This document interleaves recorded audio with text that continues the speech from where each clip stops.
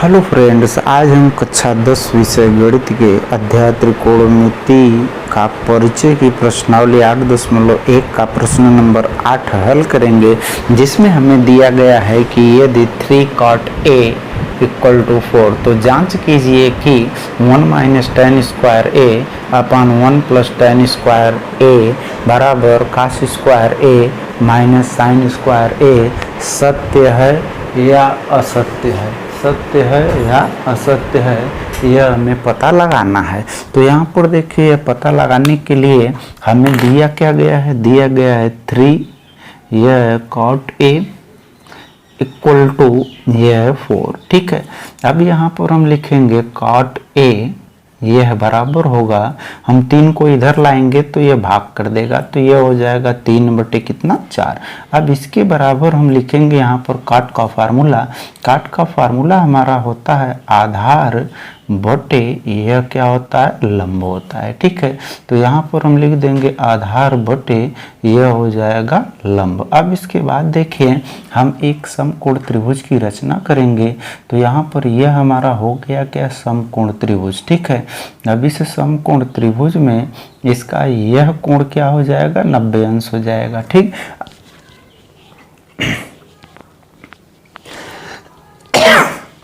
अब यहाँ पर हम लिख देंगे कोण ए, ये हो गया ए।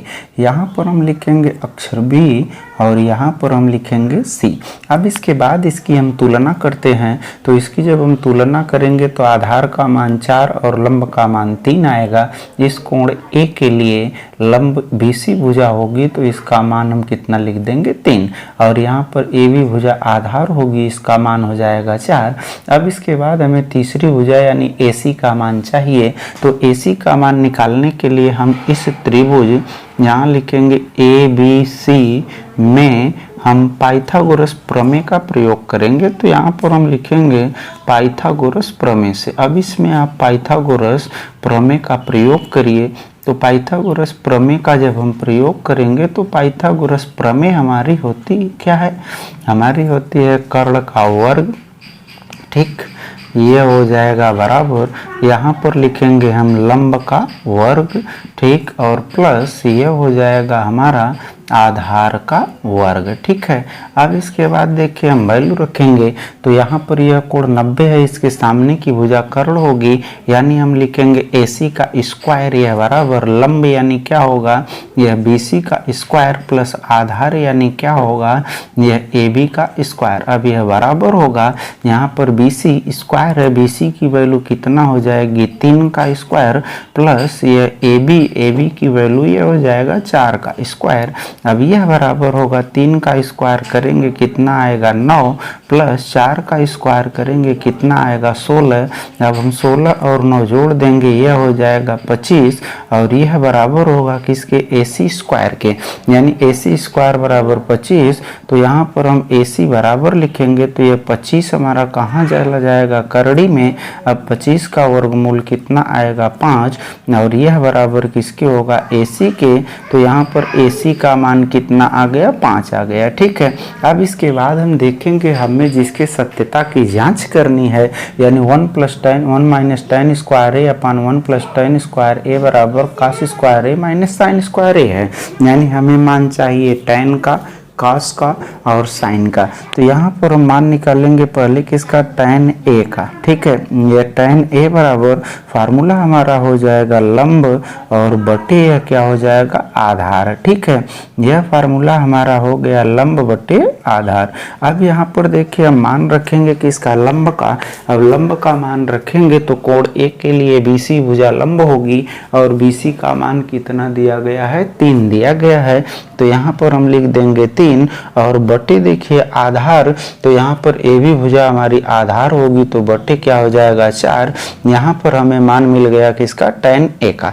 अब इसके बाद हम मान निकालेंगे किसका, cos A चाहिए, तो यहाँ पर ये हो जाएगा काश ए बराबर, काश का फार्मूला हमारा होता है आधार और बटे यह क्या होता है कर्ण होता है। तो यहाँ पर हम लिख देंगे आधार बटे यह क्या हो गया कर्ण हो गया। ठीक है, अब इसके बाद बराबर यहाँ पर आधार का मान रखेंगे तो कोण ए के लिए ए बी आधार होगा और ए बी का मान कितना हो गया 4 यह बटे यहाँ पर कर्ण का मान चाहिए तो 90 अंश के सामने की भुजा ए सी कर्ण हो गई और कर्ण का मान हम निकाले कितना है 5 निकाले हैं। ठीक है, यह मान 5 है। ठीक, तो यहाँ पर हम लिख देंगे बटे क्या 5। ठीक, और यह बराबर किसके हो गया cos ऑफ ए के। ठीक, cos ए का मान हमारा कितना आ गया 4/5 आ गया। ठीक, अब इसके बाद हम अगला मान निकाल लेंगे किसका sin ए का। तो यहाँ पर हम लिखेंगे यह हो गया हमारा sin ए और sin ए का फार्मूला हमारा होता है लंब और बटे यह क्या होता है कर्ण होता है। तो यहाँ पर हम लिख दिए लंब बटे कर्ण।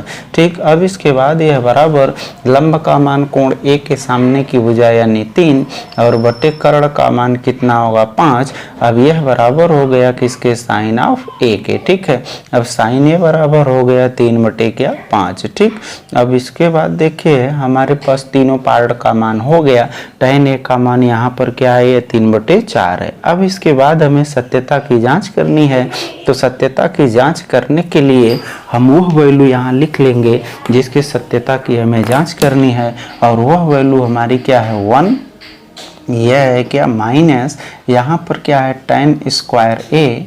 ठीक, और यहाँ पर बटे होगा यह 1, यहाँ पर प्लस होगा यह tan स्क्वायर ए होगा। ठीक है, अब यह बराबर हमारा क्या है cos स्क्वायर ए है, यह हो गया cos स्क्वायर ए माइनस यह क्या है sin स्क्वायर ए के। अब हमें सत्यता की जांच करनी है। तो सत्यता की जांच करने के लिए यहाँ पर हम वैल्यू को क्या कर देंगे पुटअप करके हल कर देंगे। अगर दोनों पक्षों का मान बराबर आता है तब तो यह सत्य है और अगर दोनों पक्षों का मान बराबर नहीं आता तो यह क्या होगा असत्य होगा। मान रखते हैं हम, देखिए यहाँ पर हो जाएगा 1 माइनस tan स्क्वायर ए है, tan का मान यहाँ से कितना 3/4 तो यह हो जाएगा 3/4 का क्या होल स्क्वायर। ठीक है, अब इसके बाद देखिए बटे यहाँ पर 1 है 1 लिखेंगे। अब यह प्लस हो जाएगा tan स्क्वायर ए है यानी यह हो गया 3/4 यह हो जाएगा होल स्क्वायर। यह बराबर यहाँ पर cos स्क्वायर ए है, cos का मान यहाँ से रखेंगे यह हमारा मान है 4/5 का यह क्या हो होल स्क्वायर होगा माइनस यहाँ पर sin स्क्वायर ए है, sin का मान कितना होगा यह 3/5 यह हो गया 3/5 का क्या होल स्क्वायर। ठीक है, अब इसके बाद आते हैं इसके अगली स्टेप पर। यहाँ पर हम 1 लिखेंगे, यहाँ पर हमें 3/4 का होल स्क्वायर दिया गया है तो यहाँ पर माइनस होगा 3 का स्क्वायर करेंगे 9, 4 का स्क्वायर करेंगे क्या मिलेगा 16।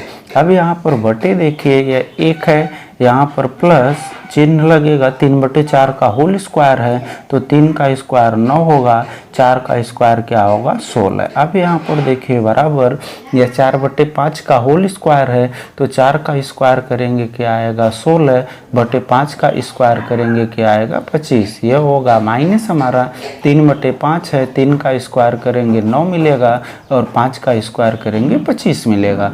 अब इसके बाद देखिए अगले स्टेप में जब हम हल करेंगे तो 16 का गुणा 9 में करेंगे तो यह हो जाएगा 16, यहाँ पर माइनस होगा देखिए 9 और बटे यह क्या होगा 16 होगा। ठीक है, अब इसके बाद अगले स्टेप में 16 का गुणा 1 में करेंगे तो यह 16 मिलेगा और यहाँ पर प्लस यह हो जाएगा कितना 9 और यहाँ पर बटे यह क्या हो जाएगा 16। ठीक है, अब इसके बाद बराबर देखिए यहाँ पर 16/25 माइनस यह 9/25 है तो हर इसका बराबर है तो हम 16 में से 9 क्या करेंगे घटा देंगे और यह बटे क्या हो जाएगा 25 हो जाएगा। ठीक है, अब इसके बाद अगले स्टेप में जाएंगे तो 16 में से हम 9 घटा देंगे तो हमें मिल जाएगा 7, यह बटे क्या हो जाएगा 16। अब इसके बाद देखिए बटे यहाँ 16 और 9 जोड़ देंगे यह हो गया हमारा 25 बटे यह क्या हो गया 16। अब यह बराबर हो गया 16 में से 9 घटा देंगे यह 7 आएगा और बटे यह क्या होगा 25 होगा। ठीक है, अब देखिए अगले स्टेप में यहाँ 7/16 है, यहाँ 25/16 है, यह दो भिन्नों का भाग है और दो भिन्नों के भाग के क्वेश्चन को हल करते समय हम बटे वाली भिन्न का उलट कर ऊपर वाली भिन्न में गुणा करते हैं तो यहाँ पर हमें मिलेगा 7 बटे यह हो गया 16, यहाँ पर गुणे यह होगा 16 बटे यह क्या हो जाएगा 25। ठीक है, अब यह बराबर हो जाएगा हमारा 7 बटे कितना 25। ठीक है, अब यहाँ पर हमारा 16 से 16 क्या होगा कट जाएगा। अब यह मान बचा कितना, यहाँ पर बचा हमारा 7 बटे कितना यह 25, और यह बराबर हो जाएगा यहाँ पर 7 बटे यह क्या होगा 25। ठीक है, अब यह 7 बटे 25 और 7 बटे 25 दोनों पक्षों का मान है, और दोनों पक्षों का मान आपस में क्या है बराबर। जब हल करने पर दोनों पक्षों का मान आपस में बराबर आता है तो यह दिया गया समीकरण 1 माइनस tan स्क्वायर ए बटे 1 प्लस tan स्क्वायर ए बराबर cos स्क्वायर ए माइनस साइन स्क्वायर ए, यह क्या होगा सत्य होगा। ठीक है, तो यहाँ हम कह सकते हैं कि यह जो वैल्यू है यह क्या है सत्य है। तो इस तरह से हम 8वां प्रश्न हल किए हैं, जिसे आप लोग अच्छी तरह से समझेंगे और समझकर वीडियो को लाइक शेयर और कमेंट करके सब्सक्राइब कर दीजिएगा। धन्यवाद।